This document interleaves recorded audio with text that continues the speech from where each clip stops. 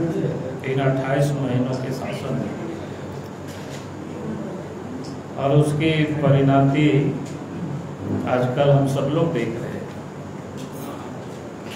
आए दिन अखबारों में, टेलीविज़न में या सोशल मीडिया में झारखंड की चर्चा पूरे देश में या दुनिया में कही आज की तारीख।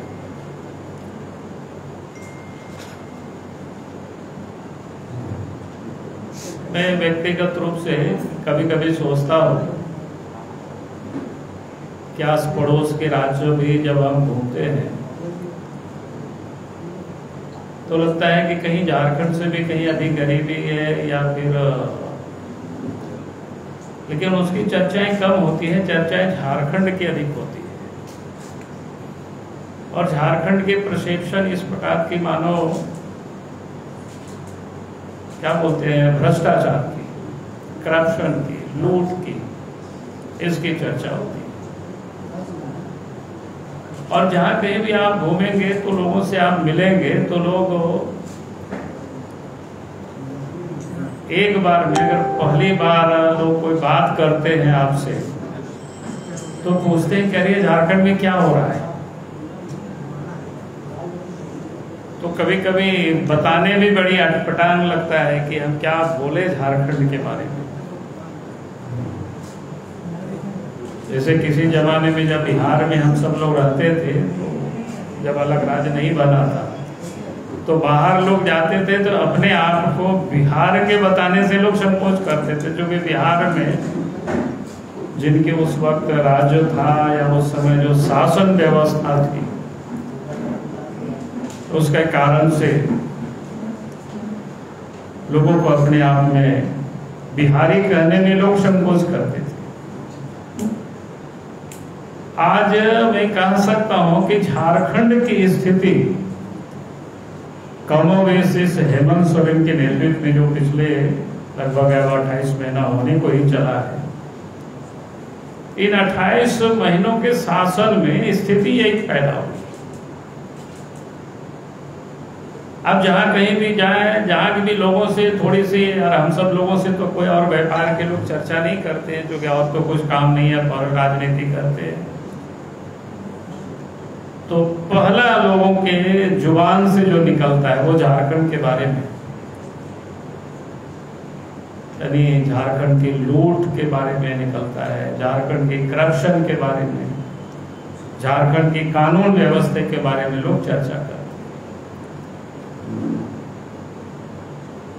तो मैं कह सकता हूं कि आज के तारीख में जो सत्ता में झारखंड मुक्ति मोर्चा के नेतृत्व में या हेमंत सोरेन के नेतृत्व में यहाँ जो सरकार चल रही है,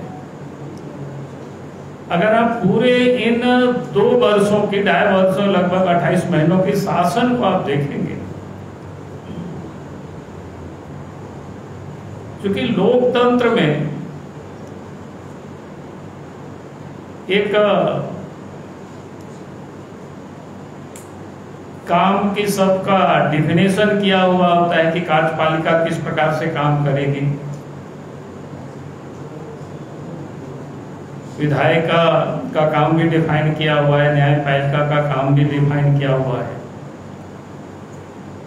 लेकिन मैं कह सकता हूं कि आज जो झारखंड प्रदेश में जिनकी सरकार है, हेमंत सोरेन जी के नेतृत्व में जो सरकार चल रही है, यानी लगता है कि उस डिफिनेशन को, उस परिभाषा को, कार्यपालिका कैसे काम करती है, उसको पूरी तरह से लोगों ने बदल दिया। बल्कि जो नियम कानून बने हुए उस हिसाब से चलना तो लोग छोड़ दिया, बल्कि अपने हिसाब से नियम कानून को चलाने की लोगों ने कोशिश की। आप सब लोगों के सामने मैंने पिछले दिनों समय समय पर प्रेस कॉन्फ्रेंस भी हम सब लोग करते रहे, आपके समझ आते रहे, सरकार को पत्र भी लिखते रहे। जैसे पिछले दिनों आप सब ने देखा कि दारू को लेकर के किस प्रकार से दारू के लिए सरकार पहले टेंडर निकालती है, जब उनके मनपसंद कॉन्ट्रैक्टर को पसंद नहीं होता है तो उस नियमावली को सरकार बदल देती है और फिर से लोग डालते हैं। तब फिर उसके बाद भी आप सब लोगों ने देखा होगा कि हमने उसका उल्लेख कर दिया था सब बिल्कुल किन किन लोगों को देने की सरकार तैयारी कर रही है, और बाद में वो भी बिल्कुल सत्य साबित हुआ कि जिस चीज को मैंने इंगित किया हुआ था, जो हमें जानकारी मिल रहा था। मैं इसलिए इस बात को कह रहा हूं कि सरकार अगर नियम और कानून से चली होती तो आज राजकीय दुर्दशा नहीं होती। सरकार नियम कानून से नहीं बल्कि सरकार अपने सुविधा के हिसाब से या उनके चहेते लोगों की सुविधा के हिसाब से नियम कानून सरकार बनाती और चला रही। पिछले दिनों आप सब लोगों ने देखा कि झारखंड के अंदर में बालू को लेकर के भी क्या हुआ, विधानसभा में क्या बोलते हैं सरकार। और आज से नहीं, 2 साल से, पिछले बार भी जब विधानसभा का सत्र चल रहा तो उस समय भी बालू को लेकर के मामला उठा था। इस बार भी जब विधानसभा का सत्र चल रहा था उस समय भी बालू का मामला उठा था। और सदन में मैंने भी खड़े होकर के बालू के विषय में सरकार को भी कुछ मैंने सुझाव दिया था। पिछले बार भी जो सरकार ने जवाब दिया था, इस बार भी सरकार की वही जवाब थी, लेकिन परिणाम क्या था? बिल्कुल शून्य था। यानी पूरे 2 वर्षों में किस प्रकार से बालू की भी लूट जारी हुई वो किसी से छुपा हुआ नहीं है। और हालत इतनी खराब हो गई कि इंदिरा आवास भी, प्रधानमंत्री आवास भी नहीं बन पा रहा है। गांव गरीब लोग घर बनाते, वो लोग भी बेचारा परेशान है। अगर नदी नाला से लोग लाते हैं तो उनके ऊपर भी केस होता है, उसको भी पकड़ करके जेल में डाल देते हैं, उनकी गाड़ी को जब्त कर देते हैं। ये आम बात है। पिछले दिनों आपने देखा होगा कि जिन लोगों की माइनिंग चल रही थी, जिन लोगों ने लिया हुआ था, उनकी माइनिंग के लीज भी सरकार क्या कहते हैं उसको, पर्यावरण की स्वीकृति नहीं मिली तो उनको नहीं दिया। लेकिन उसी में से आप देखेंगे जिन लोगों ने जो पैसा दिया तो फिर उनके लिए उन्होंने कर दिया। यानी कानून सबके लिए एक समान नहीं है, हर लोगों के लिए अलग अलग। क्योंकि जहां पर उनको इलीगल ढुलाई करना था वहां क्यों वो देंगे, लेकिन अगर वहां एक घाट से तो दोनों काम चल नहीं सकता है, लीगल और इलीगल नहीं चल सकता है, चलेगा तो कोई एक चीज। उसी प्रकार से पत्थरों की खदानों में भी आप देखेंगे कि पूरे राज्य में आज के तारीख में पत्थरों की खदान कम है। यानी लीगल काम कम हो रहा है, इलीगल काम अधिक हो रहा है पूरे प्रदेश के अंदर में। और इलीगल काम दूसरे को तो छोड़ दीजिए, सत्ता में जो बैठे हुए लोग हैं वो लोग इलीगल काम चलवाते हैं। और इलीगल के बारे में पिछले दिनों माइनिंग के बारे में हम सब लोगों ने बताया कि भाई मुख्यमंत्री अपने नाम से ले रहे हैं, पत्नी के नाम से जमीन ले रहे हैं, बट क्या कहते हैं, और उनके प्रेस सलाहकार के नाम से, विधायक प्रतिनिधि के नाम से, विधायक प्रतिनिधि के पत्नी के नाम से, और फिर डीसी के पत्नी के नाम से खनन पट्टा। यानी ये जो लूट का है किस प्रकार से राज्य में, और आप देखेंगे कानून को किस प्रकार से ये लोग क्या कहते हैं, नियम कानून को लोग धत्ता बताते हैं। जहां पर ग्रैंड माइनिंग की काफी चर्चा हुई है, ग्रैंड माइनिंग जहां उनके भाई उसमें से पार्टनर है ग्रैंड माइनिंग कंपनी में, पाकुड़ जिला में उन्होंने जो खनन पट्टा लिया, और उसके बाद किस प्रकार से इलीगल माइनिंग हुआ। उसके बाद पिछली सरकार ने उनके ऊपर जुर्माना किया, आज तक उस पैसे को भी सरकार क्या कहते हैं वो लोगों ने, ग्रैंड माइनिंग के लोगों ने जमा नहीं किया। और इतना ही नहीं बल्कि ग्रैंड माइनिंग के एक क्या कहते हैं उसको, जहां उन्होंने खदान तक सड़क ले जाना, तो फॉरेस्ट में जिसको बोलते हैं कि रास्ता बनाया, माने जैसे कि उनकी सरकार है तो उनके लिए कोई नियम कानून नहीं है, वो जो कहेंगे कि वही नियम कानून है। जैसे लोग कहते हैं ना, क्या बोलते हैं कि मुखेर कानून, यानी उन्होंने जो कहा दिया वही कानून है। और फॉरेस्ट में सड़क बना देना। और फॉरेस्ट के वहां के लोगों ने जब उसके ऊपर केस किया पाकुड़ में, और केस करने के बाद भी आज तक उस पर कोई कार्रवाई नहीं हुई। आप जरा सोचिए भाई, जब सत्ता में बैठे हुए लोग ही अगर कानून का इस प्रकार से उल्लंघन करेंगे, कानून को ब्रेक करेंगे, तो फिर राज्य में कानून की सरकार कैसे स्थापित हो सकती है? अर्थात राज्य में ये करप्शन कैसे रोकेगी, या राज्य में विकास का काम कैसे हो सकता है, राज्य के अंदर में सुविधाएं मिल सकती हैं। तो आज मैं कह सकता हूं कि इस प्रदेश के अंदर में पूरी तरह से, जिसको कहते हैं ना कि लूट का एक साम्राज्य को शिबू सोरेन के परिवार ने इस झारखंड में स्थापित किया है। और राज्य जिसको कहते हैं ना पूरी तरह से कलंकित कहते हैं कि राज्य को इन्होंने कलंकित किया, शर्मसार किया है इस परिवार ने, इस प्रदेश को। अब भारतीय जनता पार्टी उसकी लड़ाई लड़ रही है। यानी लोकतंत्र में लड़ाई लड़ने का जितने भी रास्ते हैं या तरीके हैं, उन सभी तरीकों को हम सब लोग उपयोग में ला रहे हैं और कोशिश कर रहे हैं कि भाई आप इस प्रदेश में, आप इस सरकार जितनी अधिक दिनों तक रहेगी, राज्य को उतनी ही अधिक नुकसान होगी। और इसलिए अब भारतीय जनता पार्टी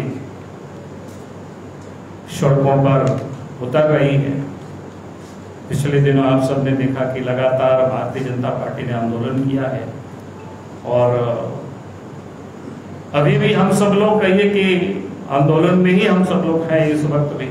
थोड़ी सी आंदोलन पर ब्रेक इसलिए लगा हुआ है, थोड़ा स्थानीय निकाय का इस वक्त चुनाव चल रहा है। 30 तारीख तक वो चुनाव भी समाप्त हो जाएगा, तो आप देखेंगे कि भारतीय जनता पार्टी के कार्यकर्ता सड़कों पर दिखाई पड़ेंगे।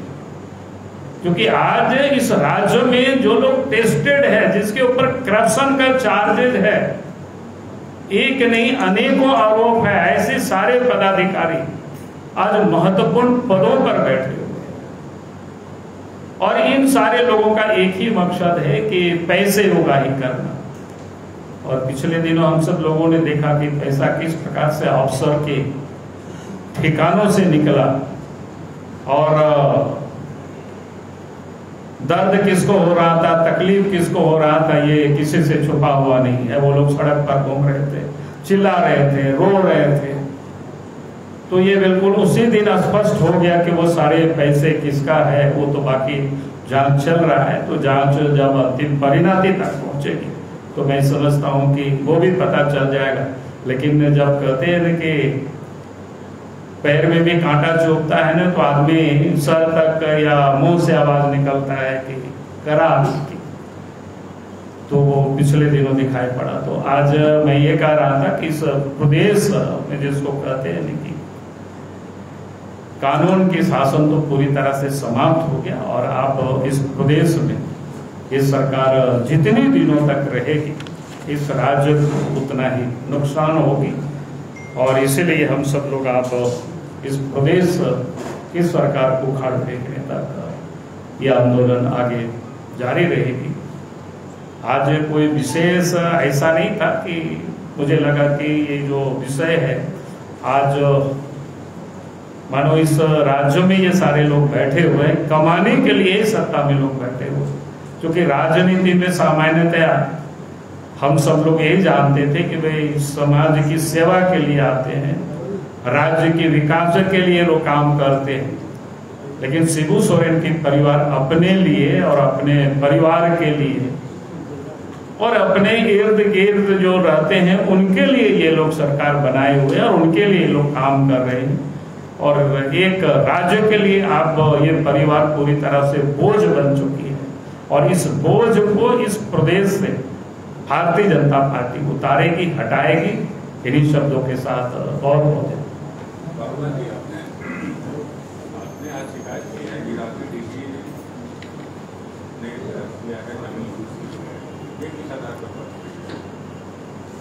नहीं, हमने आपने देखा होगा सोशल मीडिया में भी मैंने डाला था उनका, मेरे पास 2 दस्तावेज जांच रिपोर्ट प्रशासन की, एक तो भादरा की जमीन का, एक क्या बोलते हैं बरियातों की मिलिट्री जहां पर रेंट पर जमीन वो रखे हुए थे, उसका बिल्कुल जांच रिपोर्ट है। उस रिपोर्ट में साफ कहा गया है कि भाई इन्होंने गड़बड़ी किया है और इनके ऊपर कार्रवाई होनी चाहिए।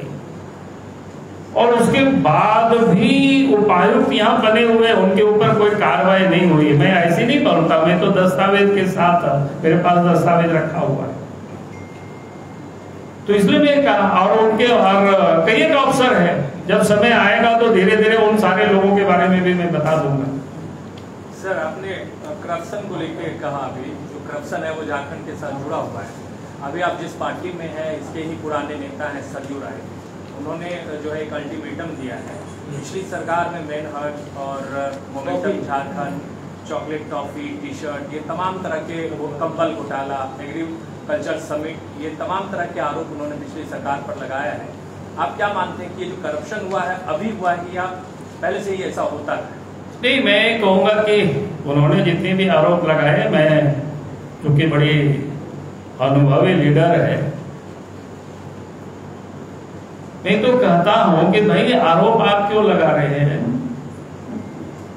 उस समय तो आप साथ थे, और आज जिनकी सरकार है उनको आप रोज सलाह दे रहे हैं, तो उनको किसने रोक रखा हुआ है भाई जांच करने की? कहाँ किसने रोका है बताओ? जिनके ऊपर उन्होंने आरोप लगाया, और रघुवर दास जी ने खुद प्रेस कॉन्फ्रेंस करके बोला कि भाई आपको जिस एजेंसी से जांच कराना करा लीजिए। इसके बाद तो फिर कोई सवाल नहीं उठता है उस पर और चर्चा करने की। जब वो व्यक्ति भागते तब आप कहते कि भाई व्यक्ति भाग रहा है, वो तो कह रहा है कि आपके पास पूरी एजेंसी है, आप जांच कराएंगे। नहीं सर, जिस समय का ये मामला है उसमें आप भी आरोप लगाया करते हैं। हमने कहा कि हम तो आरोप नहीं लगाते थे, हमारे हाथ में तो कुछ भी नहीं था ना, हमें तो जो जानकारी मिली मैंने उस समय लगाए होंगे। अभी आपने कहा सर कि आप कोई भी आरोप लगाते हैं तो डॉक्यूमेंट के आधार पर लगाते हैं। हमें तो हमने कहा कि जांच तो उन्हीं को करनी है ना, हम कहाँ जांच कराएंगे? सर, जिस समय आप पीसी कर रहे हैं, जेलर के सूत्रों में पता चला पीसी कर रहे थे, उन्होंने कहा कि आप अर्जुन मुंडा जी, दीपक प्रकाश जी, रघुवर दास को जेल भेजना चाहते हैं, प्लानिंग दिल्ली में किया है आपने, सूत्रों में पता चला बोल रहा है। अब ये तो हमने कहा कि भाई अब उनकी मैंने, ये तो आश्चर्य है। एक दिन तो उन्होंने कहा कि भाई हमें पता नहीं कहाँ ये लोग गायब हो गए, और दिल्ली में हम लोग क्या बैठ के बात किए, उनको ये पता चल गया। तो ये दोनों बड़ा अपने आप में कंट्राडिक्ट है भाई इस सब में। उन्होंने अभी कहा कि पलामू डीसी का जो मामला उठाए थे वो रघुवर दास के कार्यकाल का था, आपकी सरकार ने क्यों पता दे दिया डीसी को? मैंने कहा कि भाई अगर उनके कार्यकाल करके इन्होंने बैठा के इनको तो कार्रवाई करनी चाहिए ना, आपको उनको तो निकाल करके दे दिया कि भाई ये गड़बड़ हुई है। गड़बड़ी हुई है निकाल करके अगर आपको दे दिया गया तो आप कार्रवाई करिए ना। तो आप कह रहे हो उनके काल का इनके काल का, ही क्या मतलब? ये कोई जवाब होता है क्या? तो वही तो बोलते हैं कि अरे वही तो मैं कह रहा हूँ ना कि अगर आप कह रहे हैं कि ये पैसा उसके काल का है, तो मैं कहता हूँ कि भाई आपको पकड़ के दिया, आप कार्रवाई करिए ना। क्या मतलब है कि उसके काल में कोई चोरी किया और आज वो अगर पकड़े गए तो आप कार्रवाई नहीं करते, उनको बचाने की आप कोशिश करते हैं। उनके यहाँ से नोट निकल रहा है तो आपको दर्द हो रहा है, आपको तकलीफ हो रही है कि भाई क्यों आप नोट निकाल रहे हैं। बड़ी अजीब बात है।